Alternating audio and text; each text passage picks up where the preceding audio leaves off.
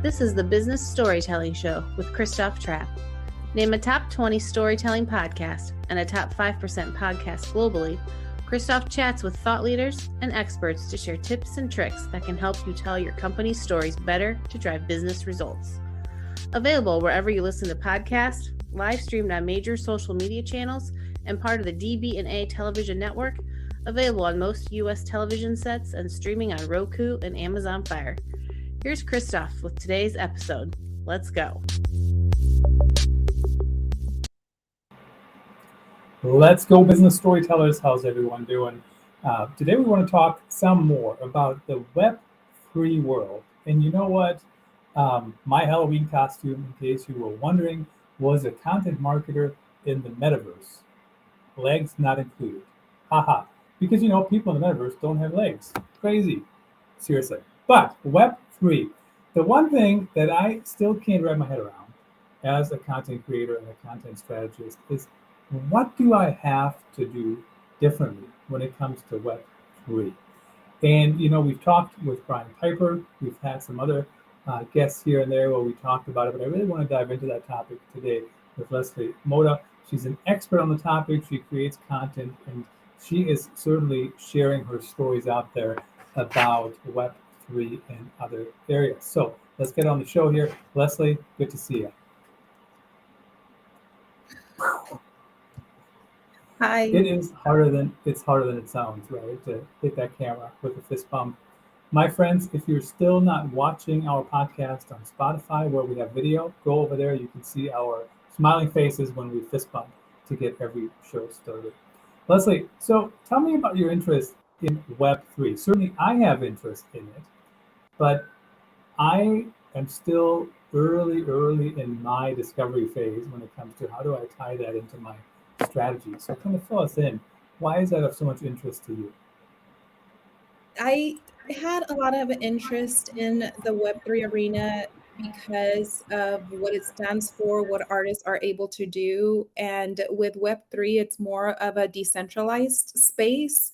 And one of the big things that drew me in is building communities within the Web3. So it is very crucial when you try to navigate those waters that you begin to build a community of people, depending on what you want to do in the Web3. So I do have a project, and it is a digital asset project. It's an NFT.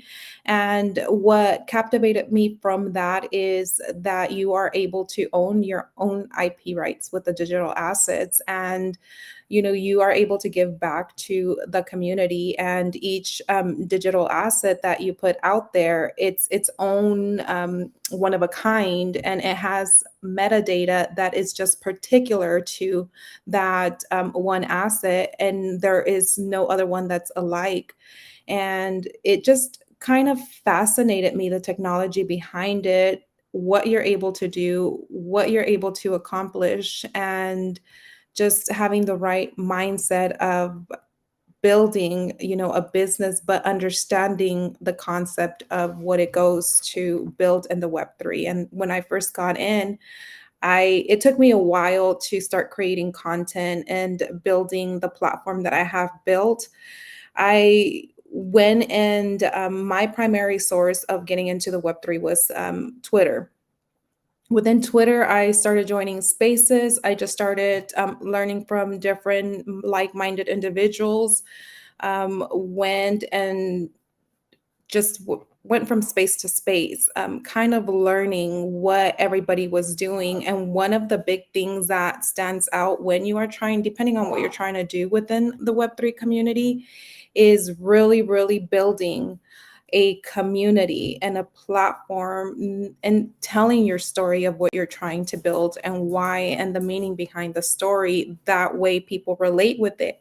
And that's how you begin to build the audience for your project.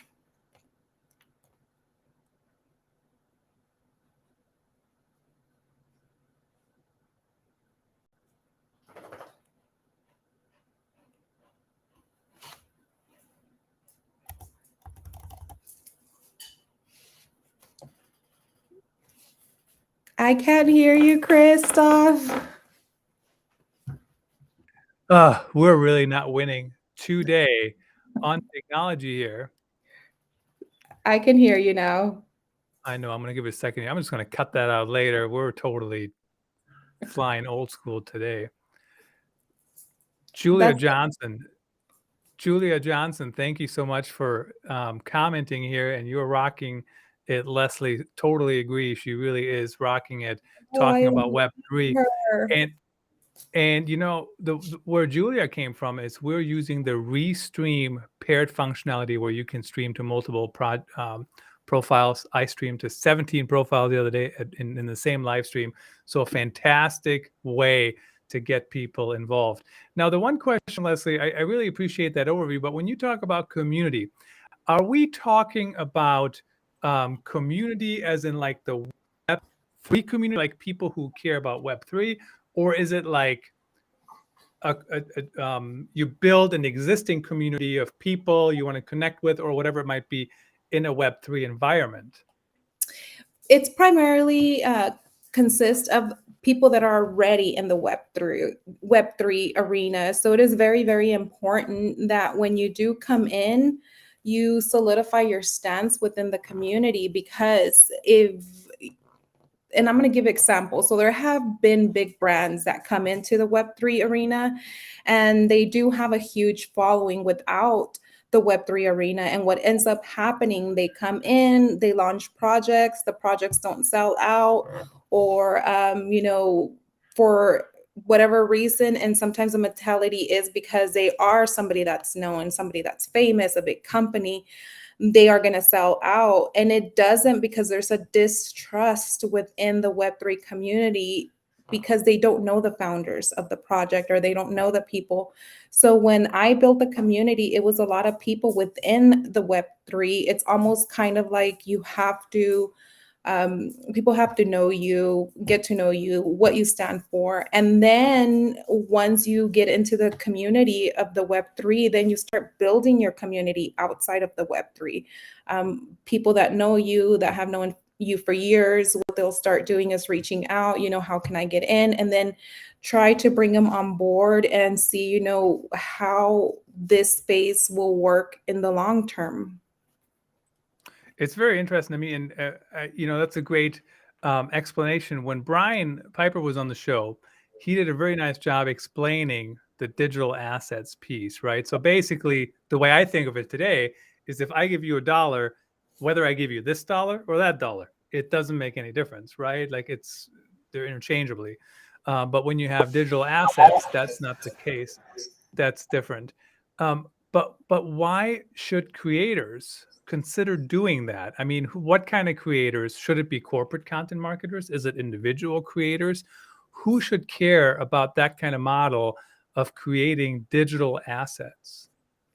I think it's people who don't want to rely on studios or gatekeepers or, somebody that owns their brand. This Web3, or if you do want to create digital assets, NFTs, it's for the masses. It's anybody that has a creative mind, that's an artist, somebody that wants to create support from individuals, but also it allows the founders to create their own narrative and own their own product. And you're not having to fall under a big company to own that. So a lot of people that are tapping into the space is artists that, that are owned, or their art is owned by others individuals, or don't receive, as much of the money for their art, want to own their art 100%, or like musicians that don't own their own rights. People are starting to create content within this space to own what they're truly creating. And it gives them creative rights to create their perpetual funding vehicle driven by fans who truly care about the story. Makes sense to me. Now let's dive into some of the specifics a little bit more. The thing that makes absolutely no sense to me currently, and maybe you can teach me in the limited amount of time we have here, but how do I actually create in a Web3 world, right? Like, I get it. We're doing a podcast, we're doing a live stream on here, and I understand that. And, let's be honest, how we're doing this today is night and day from 10 years ago, even Yes. 8 years ago, maybe 5 years ago, right? Um, but how do I move into becoming a Web3 creator? Like, what tools do I use? How does that look? Where do I do it? If that makes sense. Absolutely. So when I started blindly. So I have a friend that has been in the industry. We worked together for over 10 years. She got into the blockchain technology industry, and it kind of piqued my interest after that. When I started getting in, it was research, research, research. So whatever I was interested in, I listened to podcasts for NFTs. I read a lot about NFTs, watched a lot of YouTube videos, and then spent a lot of the time in Twitter building the connection. From there, I kind of wrote out a map road of the type of NFT or the type of project that I wanted to create, the why behind the project, the mission and the vision of the project. And then I started seeking, what it would cost for the artist to draw up the project, what it would cost for the contract to create the minting phase of it, what platform I was going to use, who was going to help me generate the collection, and then launch the collection. So it is very, very costly. People are starting to know their worth, and that's a great thing in this Web3 area. So it was a little bit expensive for the artist to do the collection for me. So I ended up drawing the collection, and I ended up putting all of that together. And I came across some friends that actually were able to help me generate the collection for me. And then I was able to launch the collection on a platform called Aspen NFT that they helped me with the contract, with a percentage of each one that mints. They were able to provide the developer and create the contract and then put it on OpenSea and all of that in order for us to begin the mint. So if you want to start, is go to people that you trust that are already in this space, ask them questions, just pick their minds, and then just research, Google, YouTube. There's a lot of information out there. It's just very interesting to me to figure out these new ways of doing it. But when I just listen to you, I try new things all the time, right? I mean, I want to show this guy to you guys quickly. We found this new thing here in Restream.io if you want to sign up. And basically, I actually can't do it while we're live, but we can change the orientation so we can stream like we're on Instagram. And that's super cool. I love doing all these new things. But what I just described is one click. What you described sounds like a lot of work and a lot of money to me. How do I realistically, as a podcaster, as a content creator, I'm not a designer necessarily, how do I realistically find a way into this new world without spending my life savings? And I'm probably overstating that a little bit here, but certainly it's not as free as me clicking one button.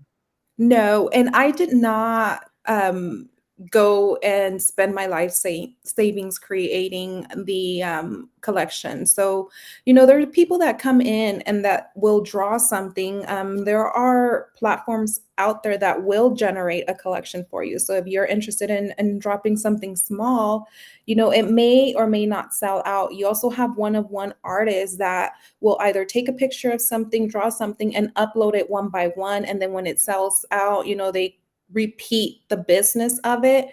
And then, like, for me, it took me months because of the type of collection that I'm building and the long term of it.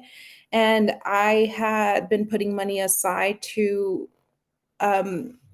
take into consideration what I wanted to invest, what I wanted to spend when the collection sells out. Then at that point, reinvest some of the money to hire people, to bring on marketing, artists, and things like that. So utilizing your own resources, your own capabilities of what you're able to do. Now, if you do want to create a collection and you want somebody to draw it out for you, that is going to cost money. And it's just looking around, sometimes the most inexpensive artists will be the ones that are starting up and want to get their foot in the door. It's just tracking them down and looking for them, and either putting ads out in LinkedIn, trying to hire an artist, or making your presence known within the Twitter space. Right now, Twitter is really big when it comes to the Web3 community and the NFT. People are building, and there's a big, huge community in that space right now. The other thing that's very interesting to me is every time something changes, for example, now we have AI content creation. I use AI all the time for content editing, right? And basically that has replaced my editor to an extent. I still have somebody editing it. But every time something happens, people always scream, "Oh my God, we don't need people anymore," right? Like, I mean, I've had cases where I said, how come we don't design in this way? Why don't we do this as a design team? And the designers would be like, well, but then why do you need designers, right? Or like, is that where we're going? But what's interesting, what you just said, you literally said, and what I heard is we still need people designing all this stuff, which is not me, which is a designer, somebody who actually learned how to do it. So my point is, if you're in a role as a designer or a content creator, and it feels like the technology is taken over, it feels like, the stuff you used to love is, machines are doing it. There's always new things. Just go with the flow, learn those new things, learn Web3, learn whatever comes next, and apply your skills. And certainly, many people have those skills, apply them in those cases, in those new technologies. Now, is it only design work, or are there use cases for, I mean, I see the NFT monkeys out there. There's probably a more accurate term to describe them. I don't get it. People try to explain it to me. I don't know why I need to spend several $1,000s for that picture when I can just take a free picture of myself. But there might be reasons, and people try to explain them to me. But is the main use case only design work, or is there other things, audio, video, podcasts? I mean, whatever. There's virtual reality. There are a lot of companies that are coming in that are doing virtual reality within this realm. And there are a lot of postings out there now with big companies, such as Amazon, Microsoft, NHL, that are coming into this space and are actually looking for like web developers, people who have that computer science background to help build the infrastructure of what they're trying to build within this community. And I think that is, it says a lot. And then right now we also found out that October 22nd, Visa also filed tons of patents as well, trying to get into the space. So we thought that was very interesting. But no, it's not just, there's a need for different type of skill set, coming into the Web3. So if you have any coding experience, building anything that comes with the computer world or the infrastructure of it, I would say learn it, start learning how to code. And there's a lot of opportunities right now that are coming with this space. There always are, and there certainly are things we have to learn to stay relevant. Now, I know you spoke at the Web3 Summit in Miami, or I don't know if that has happened yet or not, but you were speaking at it. Mhm. And how, what are other people saying? What's like the next thing? What are people looking forward to when it comes to Web3? I think one of the things that we're excited about the Web3, although right now it has taken a little bit of, it's going a little bit slow, is that technology is here to stay. When all this Web3 happened back early in the 1990s or 1900s, whenever it happened, there was a lot of skepticism about the internet. And it's just the same thing is happening over, in my opinion, is there's a lot of skepticism of what's happening within the Web3. But I do believe that this technology is here to stay. Every day that I am in it present, it's growing, growing, growing. And we're all excited about the future of it and what's it going to bring. And the avenues and areas of opportunity. And basically, you can kind of create your own destiny and your own vision within this space, because we're still very new. You can create your own position as well. You learn something and you can completely pivot and change into something new, something that you didn't do before. So I used to work in the real estate industry for so many years, and with everything that's going on in the market, I decided to pivot, shift, change. I was still doing both jobs. Recently, I just shifted to doing the Web3. And it has been something that has been very, very rewarding. So I'm very excited about Web3, what it's going to bring, the companies that are coming in and everything that they are developing within this space. It's very interesting to me. Yes, I agree with you. Like people can pivot, and but also what I've done in my career, I have not really pivoted, but what I've done is I continuously evolve what I do and how I do it. So for example, what I do today, creating content, is so similar to what I did 20 years ago. Like it is, I ask the same questions, or not the same questions, but the concept of how I come up with my questions is virtually the same as I did it 20 years ago, except I had a notepad in front of in my hand and write notes instead of just talking to people on a live stream. So the reason I'm bringing that up, yes, you may have to pivot, or you may want to because you see a new opportunity, or something is changing in your current market, but also build on your skills. If you're a designer, evolve your skills to Web3. If you're a content creator, evolve your skills, and don't be so, I think I heard you kind of talk about this a little bit. Don't be so, this is not going to stick around. Why do I care?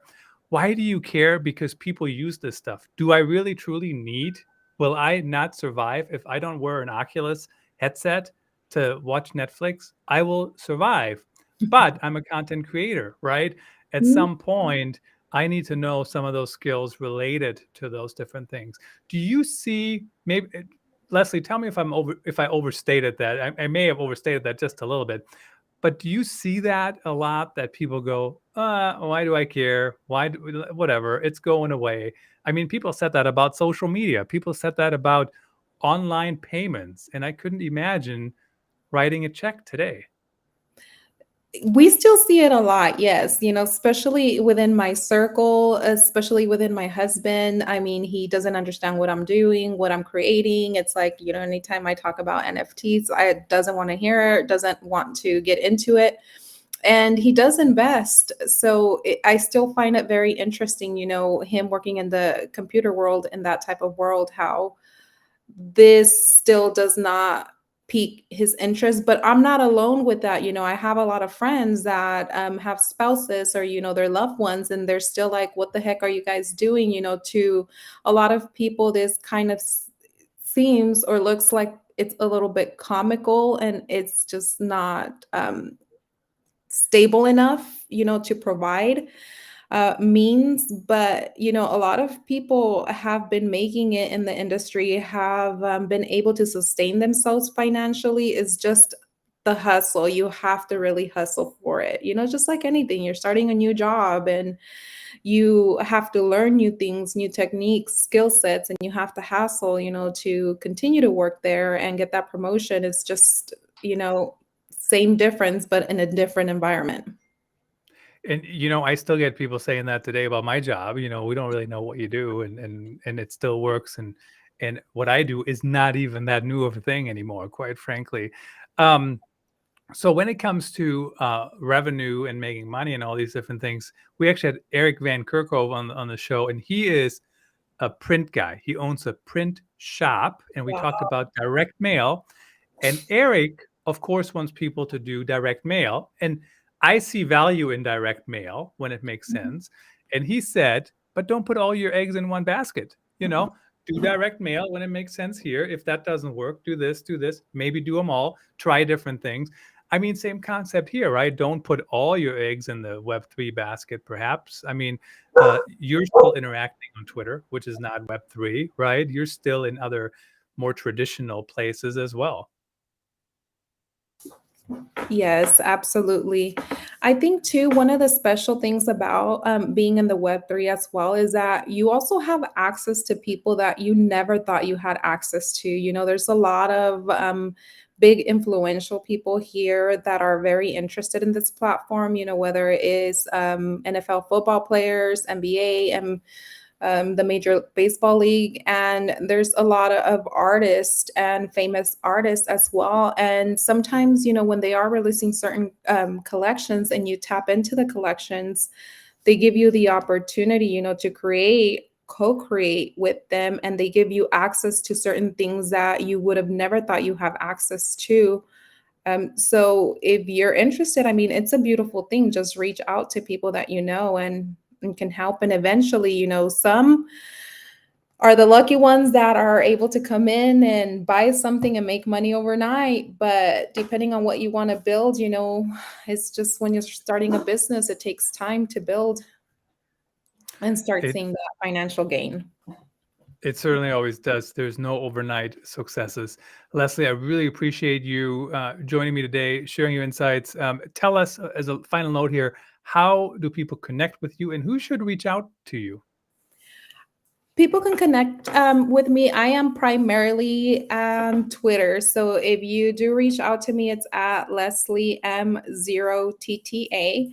And you can either send me a message through there. You can email me at leslie.motta, MOTTA @gmail.com, or reach out through LinkedIn. And, any of my friends, any of my close friends, or anybody that's just a little bit interested in getting in here or have any additional questions, just reach out and I will be more than happy to help. If I don't know the answer, the response, I will get you to somebody that does have that answer for you. That's a wrap. Thanks for tuning in. Please rate and review our show on your favorite podcast channels. And don't forget to share this episode with your networks. We appreciate you. Until next time, let the best stories win.